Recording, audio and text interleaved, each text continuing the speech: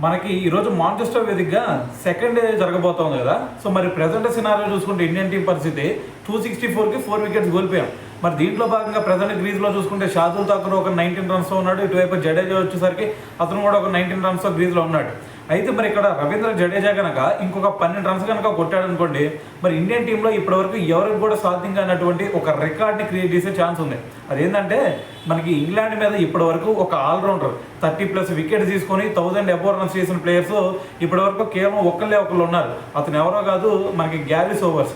అయితే మరి ఆ రికార్డ్ని ఎవరు కూడా బ్రేక్ చేయలేకపోయారు. అయితే ఇప్పుడు వచ్చేసరికి మనకి రవీంద్ర జడేజా మరి టెస్ట్లో మరి ఇంగ్లాండ్ మీద 30 వికెట్స్ అయితే తీసేసుకున్నాడు. కానీ బ్యాటింగ్లో వచ్చేసరికి ఇంకొక 12 రన్స్ కనుక చేశాడు అనుకోండి, 1000 రన్స్ని రీచ్ అయిపోతాడు.